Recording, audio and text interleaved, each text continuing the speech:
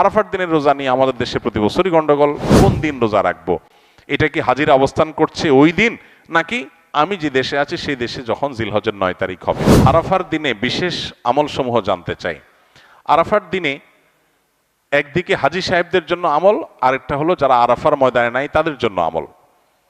যারা হাজী সাহেবরা আরাফার ময়দানে অবস্থান করছেন তাদের জন্য ওই দিনের সবচেয়ে শ্রেষ্ঠ আমল হলো লা ইলাহা ইল্লাল্লাহু ওয়াহদাহু লা শারীকা লাহু লাহুল মুলকু ওয়া লাহুল হামদ ওয়া হুয়া আলা কুল্লি শাইইন কাদির। এটা মহব্বতের সাথে অর্থ বুঝে ধীরে ধীরে বারবার করে পড়তে থাকা, এটা হলো সবচেয়ে বেশি প্রয়োজনীয় কাজ। কেন?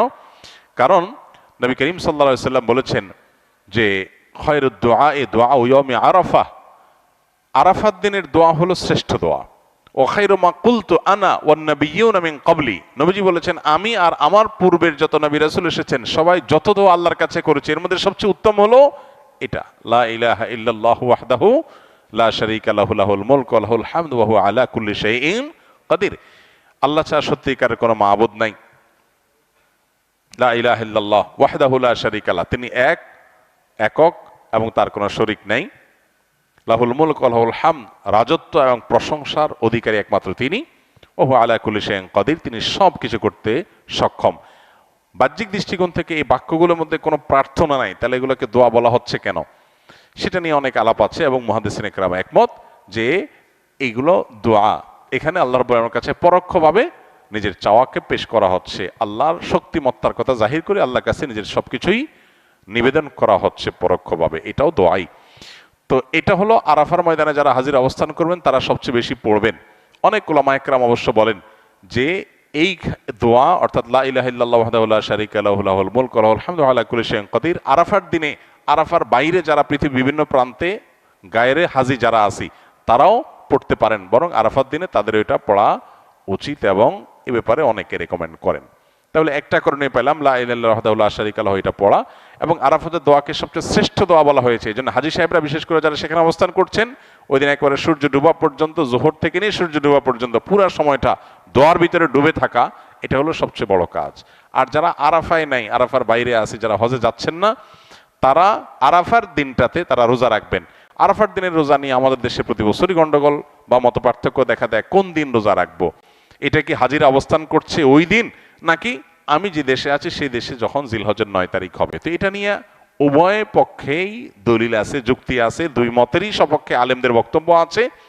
সেক্ষেত্রে তুলনামূলকভাবে আমি যে দেশে আছি সেই দেশে জিলহজের 9 তারিখটা হলে সেটাকে আরাফার দিন হিসাবে, আরাফার দিন যদিও বাহ্যিকভাবে মনে হয় যে আরাফার ময়দানের সাথে সংশ্লিষ্ট, কিন্তু আসলে এই যে দিনগুলা ইয়াউমুত তারবিয়া, ইয়াউমে আরাফা, ইয়াউমুন নাহার, ইয়াউমুত তারবিয়া বলা হয় জিলহজের 8 তারিখকে, ইয়াউমুল আরাফা বলা হয় জিলহজের 9 তারিখকে, ইয়াউমুন নাহার বলা হয় জিলহজের 10 তারিখকে।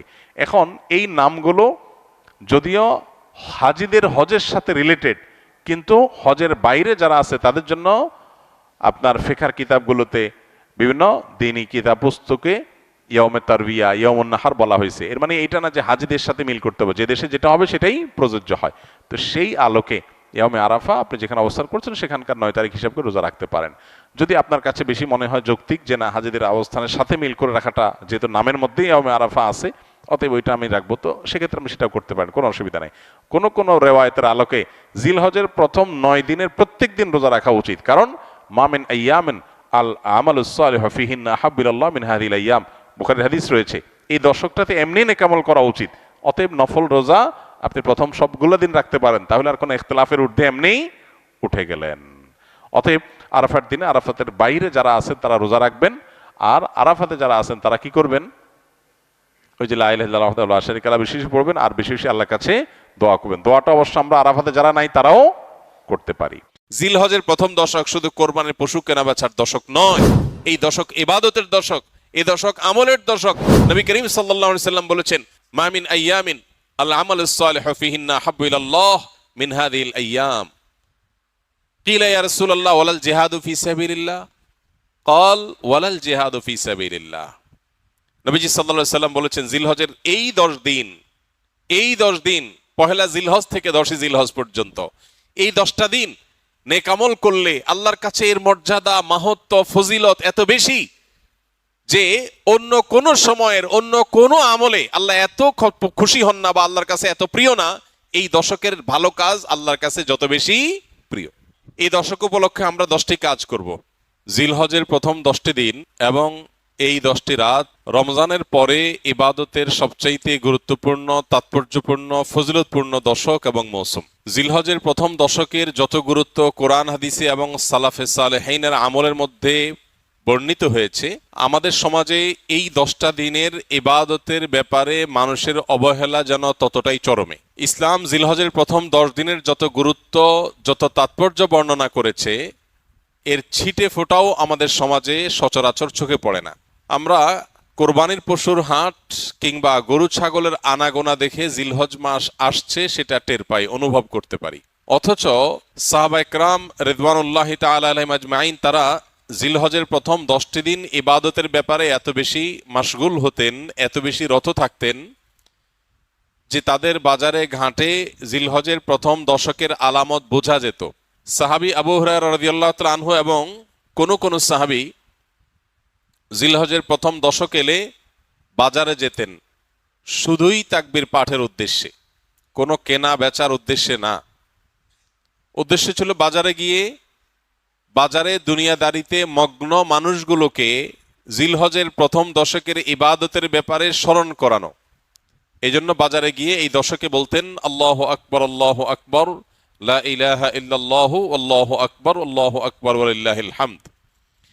এই যে তাকবীর, তাহমিদ, তাহলিল, আল্লাহর একত্ববাদ, আল্লাহর বড়ত্ব এবং প্রশংসা জ্ঞাপন করা, এটা এই দশকের অন্যতম গুরুত্বপূর্ণ একটা আমল। এই আমল করবার জন্য সাহাবীদের কেউ কেউ বাজারে গিয়ে একটু সরবে বলতেন, যাতে করে তার শুনে শুনে অন্যরাও বলতে পারে।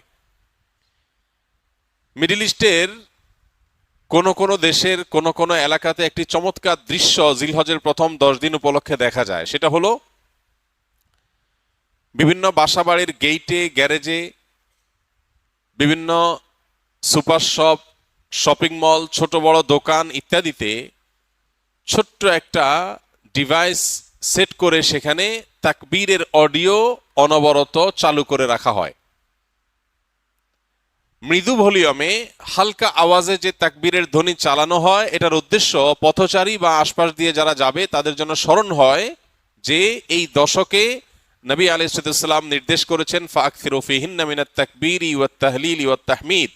এই দিনগুলো যখন আসবে এবং তাকবীরের তাশরিকের, আইয়ামে তাশরিকে যে দিনগুলো আছে সেগুলোতেও আল্লাহর একত্ববাদের বর্ণনা লা ইলাহা ইল্লাল্লাহ বলার মাধ্যমে, আল্লাহর বড়ত্বের বর্ণনা আল্লাহু আকবার বলার মাধ্যমে, আল্লাহর প্রশংসার জ্ঞাপন আলহামদুলিল্লাহ বলার মাধ্যমে বেশি বেশি যেন করি আমরা। নবীজি নির্দেশ করেছেন তোমরা এই দিনগুলোতে বেশি বেশি লা ইলাহা ইল্লাল্লাহ, আল্লাহু আকবার, আলহামদুলিল্লাহ এগুলো পাঠ করবে।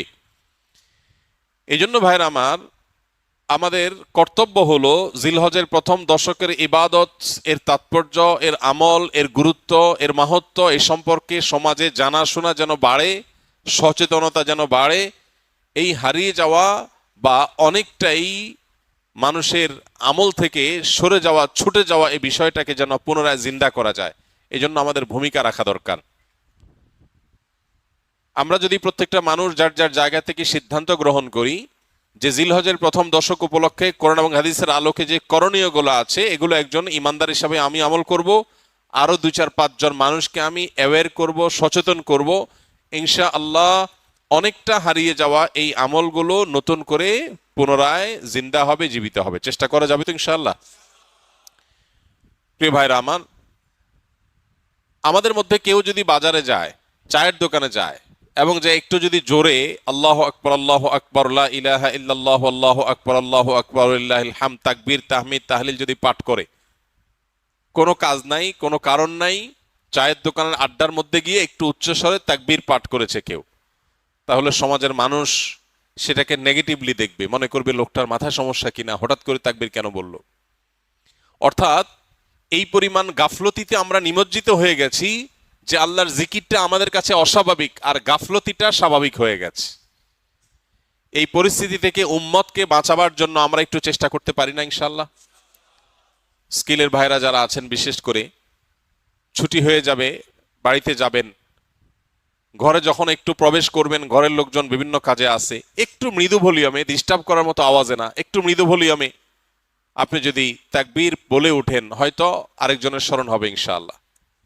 আমরা এখানেও যে কয়দিন আসি, আমরা বাহির থেকে এসে রুমে প্রবেশ করলাম বা কয়েকজনের